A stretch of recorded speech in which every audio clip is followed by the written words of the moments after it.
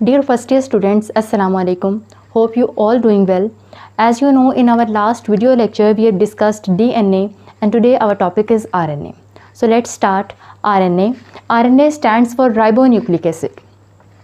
It is a polymer of ribonucleotides, which means the nucleotides involved in the formation of RNA composed of a ribose sugar instead of deoxyribose sugar. And what is the difference between ribose sugar and deoxyribose sugar?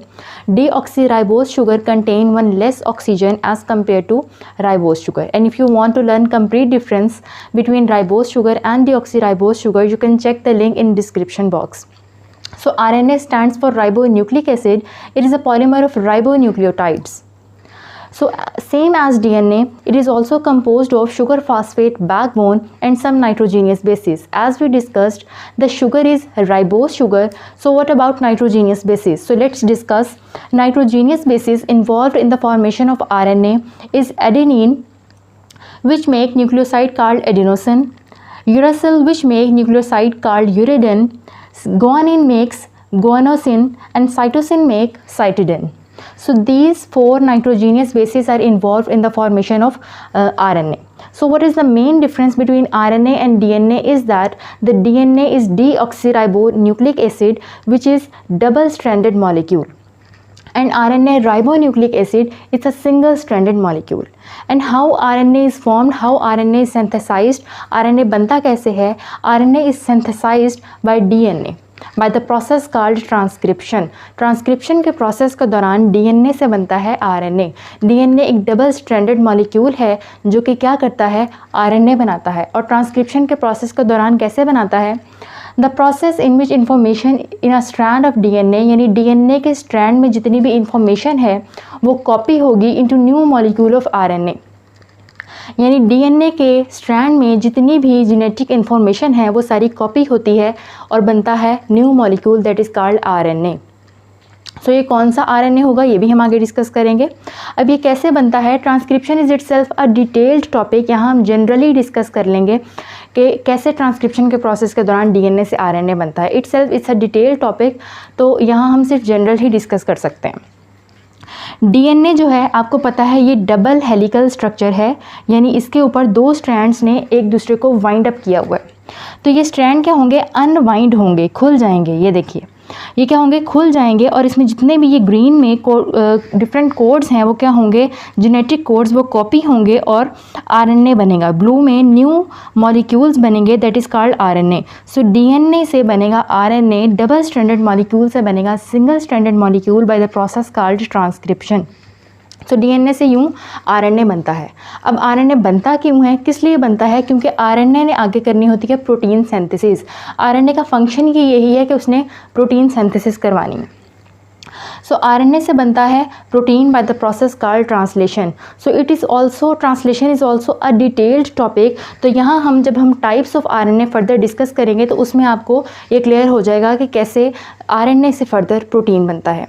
So it's a introduction of RNA, जिसमें हमने discuss किया कि RNA क्या है? Ribonucleic acid है, जिसमें हमने उसकी नाइट्रोजीनियस बेसिस डिस्कस की, जिसमें हमने ये डिस्कस किया कि RNA की खुद फॉर्मेशन कैसे होती है with the help of DNA by the process called transcription.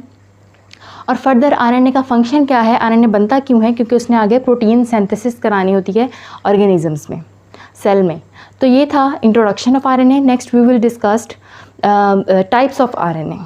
Students, next we will discuss types of RNA. So there are three types of RNA: messenger RNA, ribosomal RNA and transfer RNA. So let's start. What is messenger RNA? Messenger RNA is generally written as mRNA. Messenger RNA is single strand.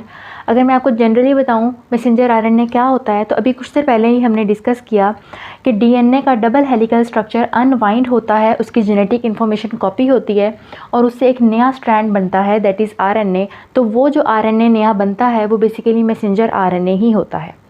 तो messenger RNA single strand है. इसकी जो length है messenger RNA की वो variable होगी, which means ये depend करता है कि जो प्रोटीन सिंथेसिस हो रही है वो कोई भी प्रोटीन कितने अमाइनो एसिड से मिलकर बन रहा है. लाइक अगर कोई प्रोटीन में 1000 अमाइनो एसिड्स इन्वॉल्व हैं in the formation of that protein, then messenger RNA में 3000 न्यूक्लियोटाइड्स इन्वॉल्व होंगे.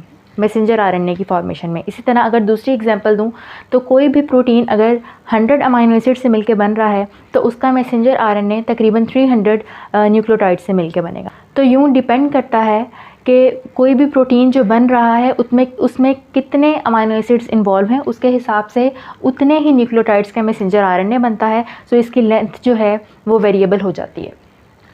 फंक्शन इसका यही है कि इसने क्या करना है, डीएनए में जितनी भी जेनेटिक इन्फॉर्मेशन है उसको कॉपी करना है और then it will take to the ribosomal RNA, उसके साथ जाके अटैच होगा। Then it will become ribosomal RNA. Ribosomal RNA is generally written as rRNA.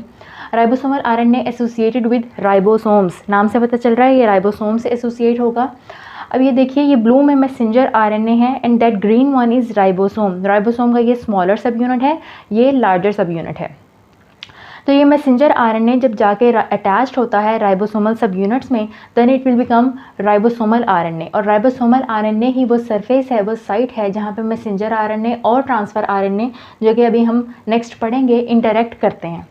तो ये क्या, यहाँ पे बेसिकली ये वो साइट है जहाँ पे क्या होती है, प्रोटीन की सिंथेसिस होती है। अब इसकी प्रोटीन सिंथेसिस को कंप्लीट पढ़ने के लिए हमें ट्रांसफ़र आरएनए भी देखना पड़ेगा क्या होता है। सो ट्रांसफ़र आरएनए क्या होता है, ट्रांसफ़र आरएनए आपको नाम से पता चल रहा है ट्रांसफ़र का काम करेगा। अब किसके ट्रांसफ़र का काम करेगा, उससे पहले हम इसका थोड़ा सा स्ट्रक्चर देख लेते हैं। ट्रांसफ़र आरएनए सम टाइम क्या होता है, transfer RNA duplex appearance show करता है। ये क्या होता है, अपने ही ऊपर फोल्ड हो जाता है। एज यू कैन सी ये फोल्ड होकर कुछ इस टाइप का स्ट्रक्चर बनाता है। इसको हम कहते हैं एक्सेप्टर एंड और इसको हम कहते हैं एंटी कोडॉन लूप। तो यहाँ पे कुछ साइंटिस्ट ने इसका एक स्ट्रक्चर बना के दिया जिसको हम क्लोवर लीफ मॉडल कहते हैं, जिसमें हम इसको ईजिली एक्सप्लेन कर सकते हैं। ये देखिए ये इसका एक्सेप्टर एंड है, ये क्या है, एंटी कोडॉन लूप है, ये भी इसकी डी आर्म है, ये आई आर्म है और यहाँ पे एक वेरिएबल आर्म भी होती है। तो ये ट्रांसफ़र आरएनए का बेसिकली स्ट्रक्चर है। अब ट्रांसफ़र आरएनए क्या करता है, सेल के साइटोप्लाज्म में पिक करता है amino acid. Different amino acids पड़े हुए होते हैं और हर अमाइनो एसिड का at least one transfer RNA body में प्रेजेंट होता है। तो ये क्या करता है, ये बॉडी से डिफरेंट अमाइनो एसिड्स को पिक करता है, इसको लेके आता है इस साइट पे, इस साइट पे लेके आता है। यहाँ पे एक ट्रांसफ़र आरएनए ऑलरेडी प्रेजेंट भी होता है, जो कि क्या करते हैं, ये अपना अमाइनो एसिड जो है वो यहाँ ट्रांसफ़र करता है। तो यूँ डिफरेंट अमाइनो एसिड्स जो हैं वो यहाँ ट्रांसफ़र होते रहते हैं और यूँ चेन बनती रहती है, that is called polypeptide chain. और यूँ ट्रांसफ़र आरएनए अपना अमाइनो एसिड करके यहाँ से फर्दर मूव करता रहता है। तो बेसिकली अगर हम ट्रांसलेशन का प्रोसेस देखें तो ये एक डिटेल्ड टॉपिक है। तो यहाँ पे हम लोग ट्रांसलेशन का प्रोसेस डिटेल डिस्कस नहीं कर सकते। तो मैंने आपको जनरली बता दिया है कि यूँ ट्रांसफ़र आरएनए साइटोप्लाज्म से पिक करेगा अपना अमाइनो एसिड और यहाँ ले आएगा, इस साइट पे लेके आएगा और यहाँ पे ये ट्रांसफ़र करता रहेगा और यूँ पॉलीपेप्टाइड चेन बनती रहेगी। और यूँ जब इसके अमाइनो एसिड्स जितने भी वो प्रोटीन में जितने अमाइनो एसिड्स इन्वॉल्व होंगे, जौन से अमाइनो एसिड्स इन्वॉल्व होंगे, जब वो पूरे हो जाएंगे तो ये चेन टूटेगी, then it will become a protein. तो ये पॉलीपेप्टाइड चेन जो है वो क्या हो जाएगी, प्रोटीन बना देगी। तो ये थी टाइप्स ऑफ आरएनए, जिसमें हमने पढ़ा मैसेंजर आरएनए, जो कि वो आरएनए होता है जो डायरेक्टली बनता है डीएनए से और एज मैसेंजर वर्क करता है। इसी तरह राइबोसोमल आरएनए, जब यही मैसेंजर आरएनए जो है वो राइबोसोमल साइट पे जाके अटैच हो जाता है। और ट्रांसफ़र आरएनए जो कि साइटोप्लाज्म से अमाइनो एसिड पिक करके लाता है और यहाँ पे पॉलीपेप्टाइड चेन बनाता है और and then it will become protein synthesis. तो ये क्या हो जाती है, प्रोटीन सिंथेसिस हो जाती है। तो ये थी types of RNA. So students, हमने जो है फर्स्ट ईयर का बायोलॉजिकल मॉलिक्यूल चैप्टर कंप्लीट कर लिया है और ये सिर्फ फर्स्ट ईयर स्टूडेंट्स के लिए नहीं है, ये जितने भी जेनेटिक्स के जो भी टॉपिक्स पढ़ रहे हैं ये उनके लिए भी है। और देखिए ये आपकी बुक में ये डायग्राम्स नहीं दी गई, तो आपको हर टॉपिक की कोई ना कोई डायग्राम ज़रूर करनी है ताकि आपका प्रेजेंट किया हुआ अच्छा लगे, उससे डिटेल ज़्यादा अच्छी प्रेजेंट होती है। तो आपको डायग्राम ज़रूर करनी है। Further we will start chapter 8 because हमने डिस्कस किया था कि हम पेयरिंग स्कीम के अकॉर्डिंग चलेंगे। तो चैप्टर 2 का जो पेयर है फर्स्ट ईयर की बुक में वो चैप्टर 8 के साथ है। तो नेक्स्ट हम चैप्टर 8 स्टार्ट करेंगे। And if you want to ask any question about the chapter biological molecules you can ask in comment and must remember me in your prayers. Thank you so much.